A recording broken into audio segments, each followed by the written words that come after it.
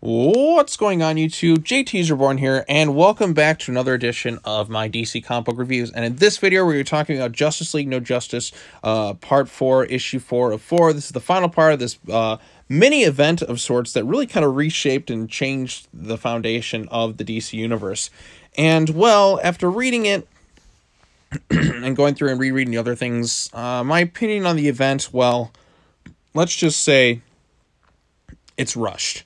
It really is rushed. There is so much crammed into these 4 issues, and really kind of sitting on it for a minute and thinking about it, I'm like, you know, this would have been much better if they like doubled or even kind of tripled the size. They really needed a couple more issues for this type of event because there's just way too much crammed, way too rushed, and these aren't even like expanded, like specialized issues. Like, you know how annuals are usually like double the amount of pages, or they add a lot, or you know, maybe like a big anthology book's like 100 pages or something. You really needed extra sized issues for all these things because there's just so much crammed in this thing. And then like, even with all the different teams, like some teams didn't get as much focus as others. It was just kind of like, all right, let's throw everyone together. Let's hurry up and get to this thing because we got to drastically rechange the whole universe without doing it in a really organic fashion.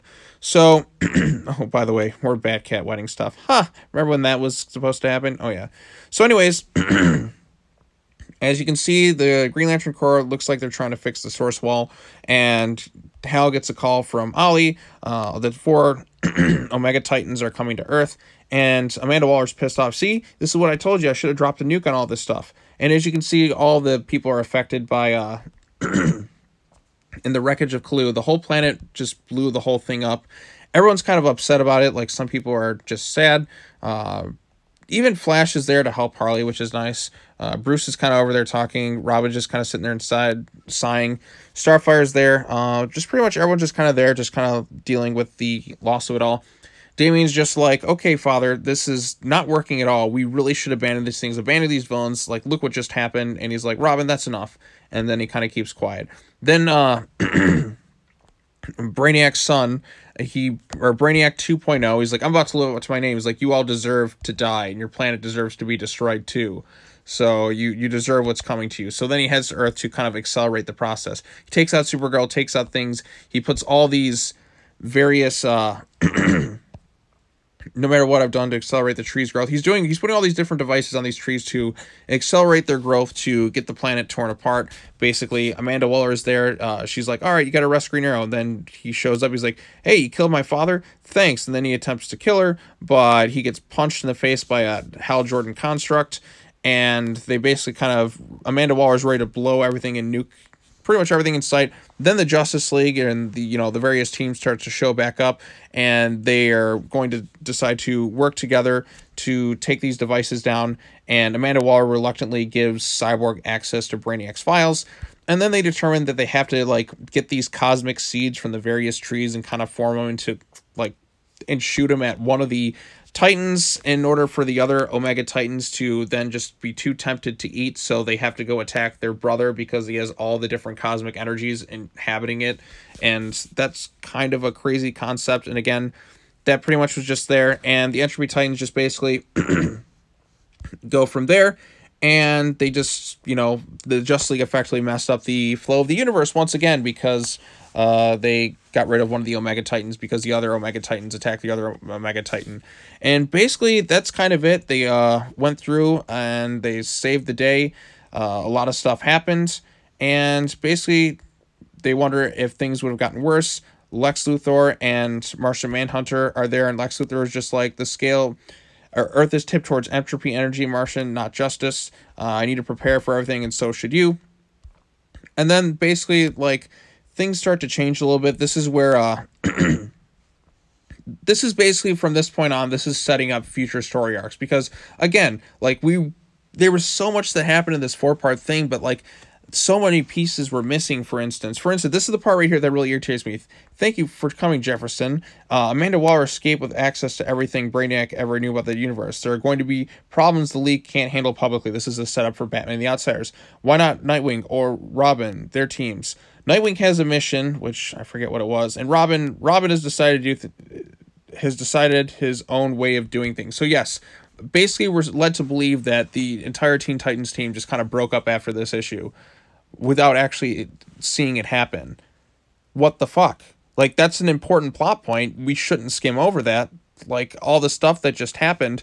And again, like, they've done with so many cosmic threats, they literally just dealt with metal, and this is the thing that sets them off for, like, oh, this is just too much? Give me a break. And in fact, he was working with villains and all that before. Again, I understand the planet blew up, but they got everyone to safety, and they were dealing with cosmic threats beyond everyone's comprehension, but they still saved the day. I don't understand why the team's breaking up at there. So he's like, we need somebody from the outside. That's setting up Batman the Outsiders, which is a good book by Brian Hill. It was worth checking out. We have other things. Green Arrow's given something that has the power to take on the Justice League. And he's given that.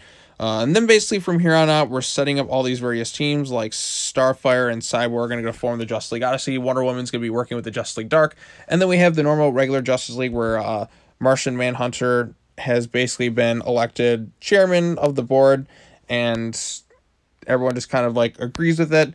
And basically from there, we have this thing. Here's the Justice League Odyssey tie-in. There's Azrael, there's Darkseid, there's Cyborg, there's Jessica Cruz, there's Starfire, and we have Detective Chimp, Zatanna, was that Man-Bat, Swamp Thing, and Wonder Woman. And we also have the normal Justice League here, and the adventures continue, yada, yada, yada, blah, blah, blah, blah, blah. That was Justice League No Justice, issue number 4. Oh boy. So let's talk about the pros. The artwork, again, I have not said, there's nothing wrong with the artwork here. Artwork is quite good. It's the story itself that I have some issues with. Again, I like the first few issues, like the first issue, and I feel like the second and third weren't quite as good as the setup to this thing, because the setup is good. The setup is good. But by the time we get to the 4th issue and then it wraps up so quickly, it just feels so rushed. Like they really needed more time with this storyline to flesh it out.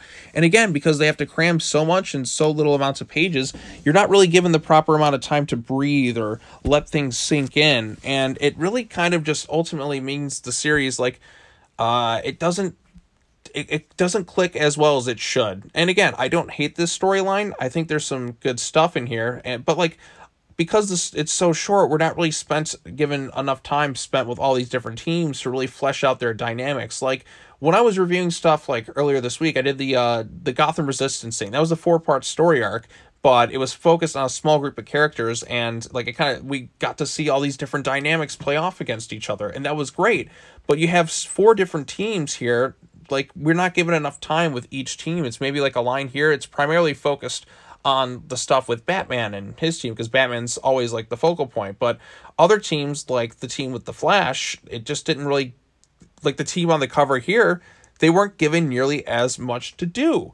And it's kind of upsetting. I kind of wanted to see more of these teams get their fair share of screen time in this storyline, because again, it just felt like we had to rush to get this done just so we can get things set up for all the new different teams, because we want to go in a different mandatory change direction, when really you didn't really need to do that. Again, and the thing is, it's we're all starting at new number ones for a lot of things. Other things it's just this team here, this team that, and it's upsetting because there were teams that were set up beforehand that are just kind of thrown out the window if you've been following the other books, and then you just have to kind of jump from here. It's oh, no justice happened, everything changed, yada yada, we rushed through it. It's in a lot of ways, I mean, again, I know there's a lot of thought that goes into these things, but they really needed at least 1 or 2 more issues for this storyline. It's just too many characters, too much going on, so much information overload in these 4. I'm telling you what, I had to reread these things a couple times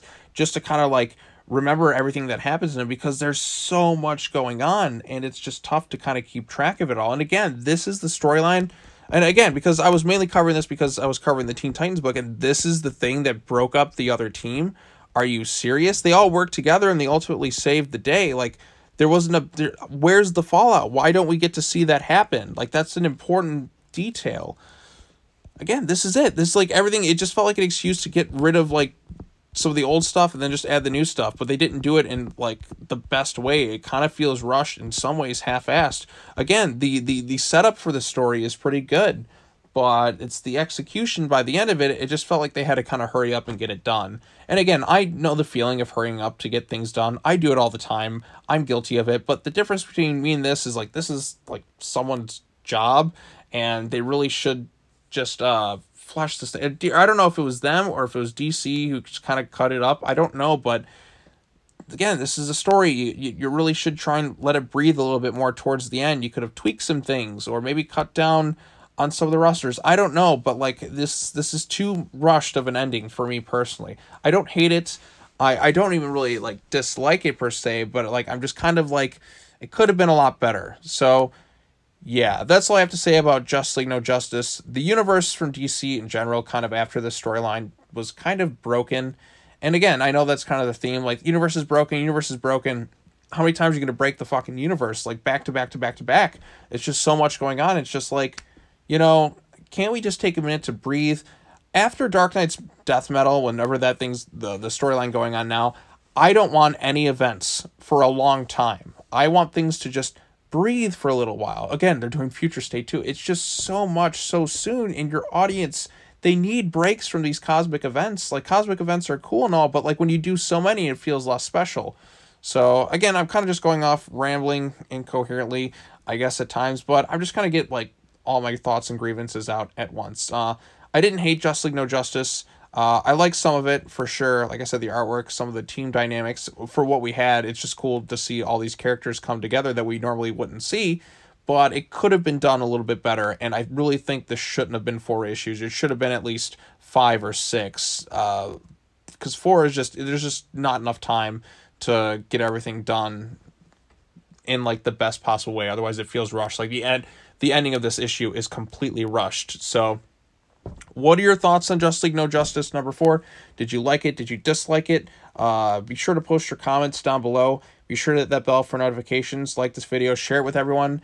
And I guess after this, I got one more video to catch up on. That is the beginning of the Glass Teen Titans run with that special. I'm not really looking forward to rereading that, but I'm going to go ahead and do it anyways. And yeah, be sure to come back next time for that. Hit the bell for notifications, like this video, share it with your friends. As always, take care now. Bye-bye then, and I will see you all in the next video. Peace.